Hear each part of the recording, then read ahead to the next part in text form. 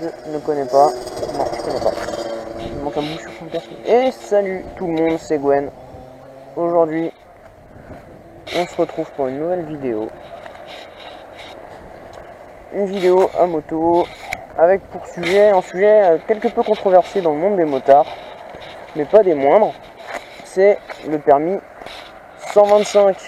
Alors le permis 125, pourquoi faire, à quoi ça sert et comment est-ce qu'on y accède? On va tenter d'y répondre dans cette vidéo. Jusqu'à il y a quelques années, les 125 n'étaient pas considérés comme des vraies motos, pour la simple et bonne raison qu'avant, on pouvait les conduire avec un permis voiture.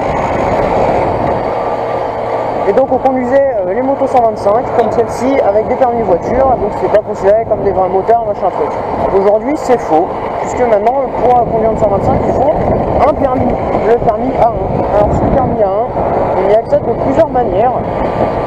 La première c'est par exemple de le passer comme un permis classique à partir de 16 ans. Donc vous aurez le code à passer, les heures de conduite à passer, un examen à passer, ça va être long, ça va vous coûter cher, mais à la fin vous aurez le droit de conduire une 125, donc dès 16 ans. La deuxième méthode, c'est celle que j'ai utilisée, c'est la méthode qui permet de le passer grâce à une formation de 7 heures, permis voiture.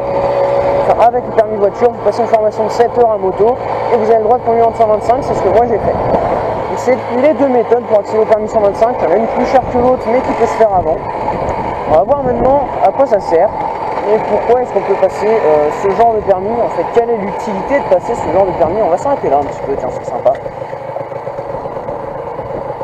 Donc le permis 125 on peut le passer dès 16 ans, donc on va faire la première méthode, vous le passez à 16 ans, parce que vous avez envie de faire de la moto et tout, mais quel est l'intérêt? Parce qu'à 14 ans vous avez la 50cc, et à partir de 18 ans vous pouvez avoir le A2, et à partir de 20 ans le A, si vous... ouais c'est ça, c'est 2 ans le A2. Et bah tout simplement, si vous avez vraiment envie d'avoir une moto, que vous ne pouvez pas attendre 18 ans et tout, vous mourrez d'envie, allez-y. Et ça permet aussi, par exemple aux jeunes qui ont des stages, des apprentissages, qui habitent à la campagne, d'avoir dès 16 ans un véhicule fiable, parce qu'on ne peut pas dire qu'une 50cc ce soit tellement fiable pour faire de la grande route à 80, vous êtes bloqué à 60-70 quand c'est débridé, les meilleurs à monter à 90, mais bon, ça reste pas ouf. Donc là vous avez un véhicule qui monte à 120, 130, 150 pour celles qui sont un petit peu vieilles et en 2 temps comme la mienne, qui vous permet d'accéder à vos stages et tout comme ça. Donc ça permet à des jeunes qui n'ont pas les moyens d'avoir une voiture d'avoir de la mobilité. Et enfin moi pourquoi je l'ai fait, tout simplement pour plusieurs raisons. On va rouler un petit peu.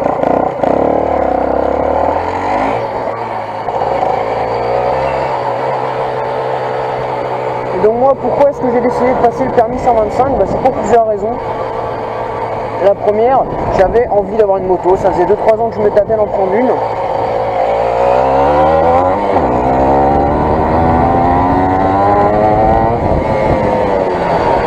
Ça faisait 2-3 ans que je me tâtais de prendre une moto, mais je ne savais pas vraiment quoi prendre, machin.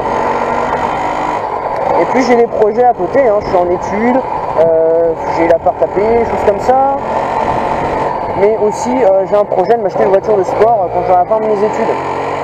Ça, il faut que j'économise, tout simplement. J'ai bien envie d'aller voir ce qui se passe au parc. Là. Non, mais il y a du monde qui arrive, on va pas les faire chier dans le parc avec la moto.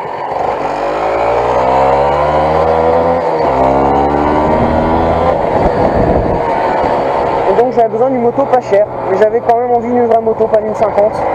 Parce qu'une 50 c'est une moto sans permis, il faut se le dire.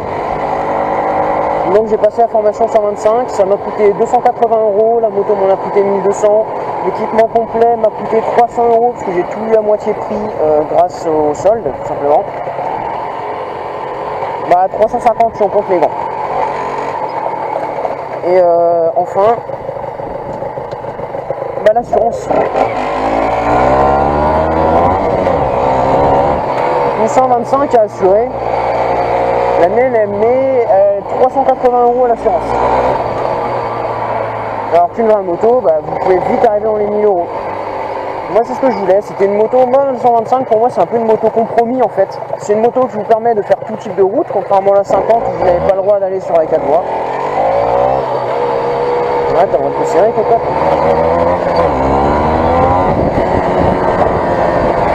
sur toutes les routes que vous voulez avec une 50, même avec une 125, même sur la 4 voies, c'est pas le cas avec une 50. C'est une moto qui est pas chère. Si vous tombez avec, c'est pas grave, c'est pas très cher à réparer en général.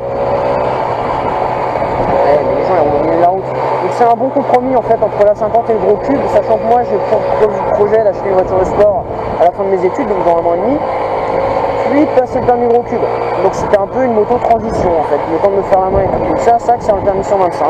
C'est des petites motos qui sont pour la plupart sympas à conduire. Je vais vous faire une petite vidéo, 2 petites vidéos même sur ma moto. Donc pourquoi est-ce qu'elle est bien? Pourquoi est-ce que c'est une bonne moto? Pourquoi c'est une pas bonne moto? Je vais vous faire 5 qualités, 5 défauts sur cette moto en 2 vidéos. Ça arrivera dans les semaines à venir. Et puis ben voilà, donc en résumé, la 125 c'est des motos compromis. Vous êtes jeune, vous avez besoin de mobilité, de bouger pour un stage, d'aller voir des copains parce que vous habitez à la campagne, vous n'avez pas de voiture, machin truc. La 125, c'est très bien dès 16 ans. Vous avez 18, 19, 20 ans, vous avez envie d'avoir une moto, mais vous n'avez pas vraiment le budget à cause des études, à cause de d'autres projets. Ben, la 125, c'est une très bonne moto pour se faire la main. Et puis l'avantage aussi d'avoir une 125, c'est que le jour où vous passez le A2, avant de passer le A, ben, vous gardez votre 125 le temps du A2, donc ça dure à peu près 2 ans. Comme ça, vous n'avez pas besoin d'acheter une moto bridée A2 pour ensuite la revendre et acheter une moto débridée A. Vous gardez votre 125 le temps du A, comme ça vous payez pas cher l'assurance, vous payez pas cher l'équipement, vous payez pas cher l'entretien. Enfin l'équipement, je parle de moto, hein, parce qu'une moto A2 ça coûte d'occasion, j'en ai pour 2500-3000 euros, alors qu'une moto A1 d'occasion, vous en trouvez des très bonnes à 1500 euros. Vous avez de la YZF Yamaha, vous avez de la Honda NSR, vous avez de la ARS, vous avez vraiment des super bécanes pour pas cher. Moi je vous dis, moi ma Honda NSR elle m'a coûté 1200 ou 1300 euros, je ne sais plus exactement. De toute manière on n'est pas à 100 euros près. Donc voilà, ça reste des super motos compromis. Donc c'est pour ça que si vous voulez une moto mais vous ne savez pas trop quoi prendre, vous avez un budget un peu serré, foncez faire le 125. D'une manière ou d'une autre, il y a 2 méthodes pour y accéder, mais accédez-y, vraiment je vous y encourage parce que c'est des motos pour se faire la main, vous payez moins cher l'assurance. Le jour du vrai permis, vous aurez moins d'heures de conduite, ça sera plus facile pour le plateau parce que vous apprendrez déjà à maîtriser un petit peu les engins. Vraiment foncez sur le 125 si vous êtes jeune et que vous avez un budget serré mais que vous voulez faire de la moto. C'est vraiment un permis, puis si vous prenez une bonne bécane, il y a vraiment moyen de s'amuser. Moi les miennes c'est du 2 temps. Il faut avouer que pour du 125 ça pousse très fort. Comparé au YBF sur lequel j'ai passé mon permis, 125. Il y a des motos qui sont très fun, il y a... Hop là, on regarde à droite et à gauche avant de couper une route, madame. Ouais, il y a vraiment des super motos, moi je peux vous conseiller toutes les sportives en 125 qui sont très sympas. Donc Apri ARS, Kajiva Mito, Honda NSR. C'est du dedans, ça pousse très fort. Il y a des trails aussi qui sont vachement sympas, donc comme le Yamaha TDR. Et puis il y a des mini-motos comme la Honda Grom qui sont juste un vrai bonheur à conduire. Donc voilà.